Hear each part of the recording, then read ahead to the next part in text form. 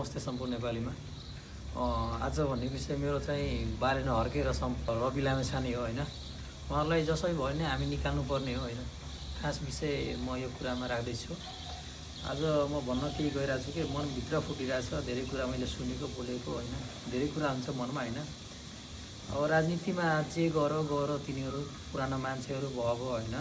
तर आउने दिनमा चाहिँ हामी चाहिँ राम्रो व्यक्तिलाई जिताउनुपर्छ होइन। घन्टीलाई जसरी भयो नि यसपालि हामीले निकाल्नु पर्ने।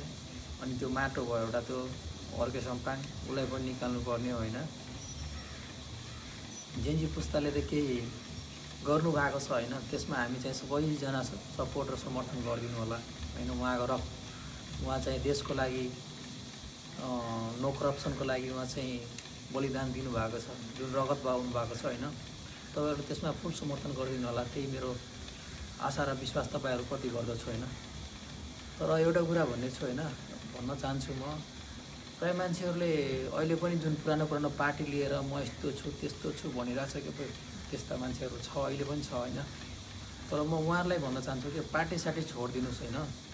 त्यो जे भयो बितेको कुराहरू चाहिँ नल्याउनुहोस्।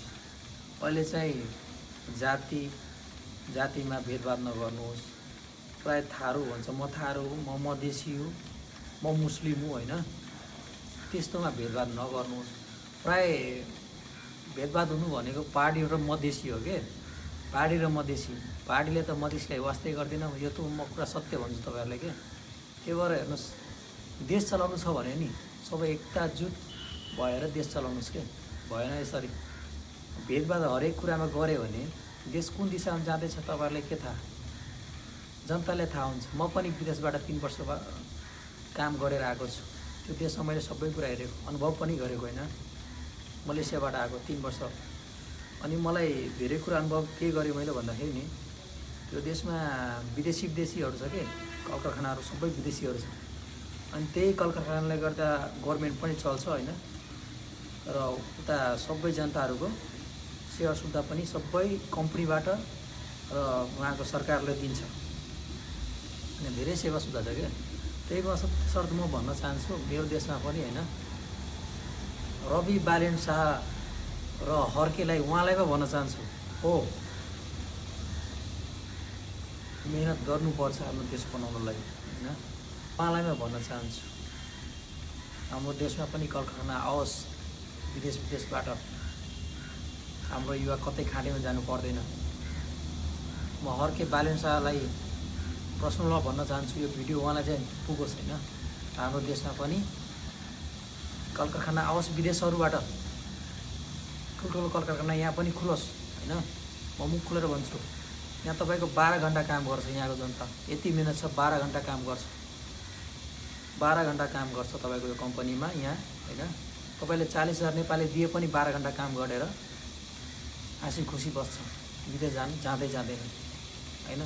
हो समुद्रको सुविधा छैन, तर त्यो चाहिँ तपाईँले जसरी भयो नि बालेन शाह र रवि लामेछाने दाइलाई भन्न चाहन्छु है, प्लिज सुनिदिनु होला यो कुरा। यो विदेशी प्रोजेक्टहरू ल्याउनु यहाँहरू तपाईँहरू कम्पनीहरू यहाँ विदेशी प्रोजेक्टहरू ल्याउनु।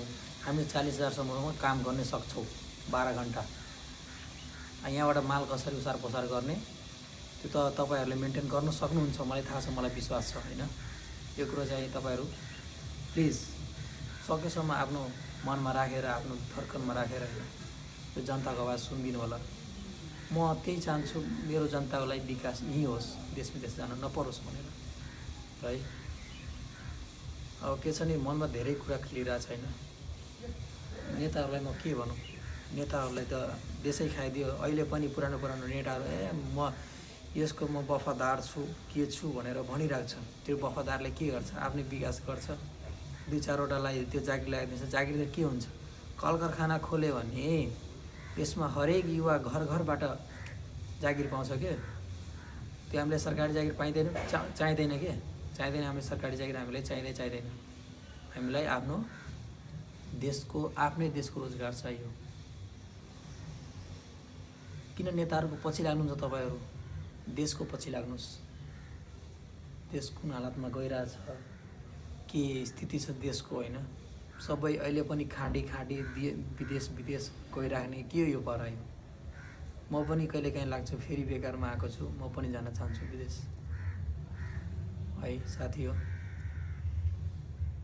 गाह्रो छ नि। नेताहरूको त्यसै भए म भन्छु नेताहरूको पछि नलाग्नुहोस्, जसरी भयो नि घन्टीलाई जिताउनुहोस्।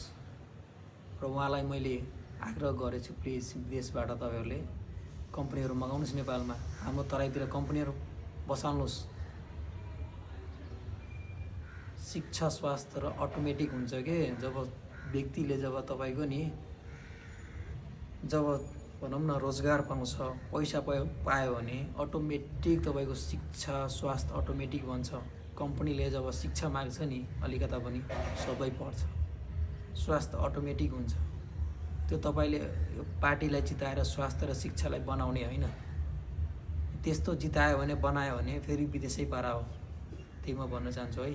रवि दाई र रवि लामेछाने, हर्क सम्पाङ र बारेन शाह है, यो मेरो चाहिँ अनुरोध बिन्ती अनुरोध गर्दछु तपाईँले सक्दो तपाईँहरूले, म जनतालाई भन्न चाहन्छु यो भिडियो चाहिँ सेयर गरिदिनु। मेरो यो फुल भिडियो म हाल्नेवाला छु।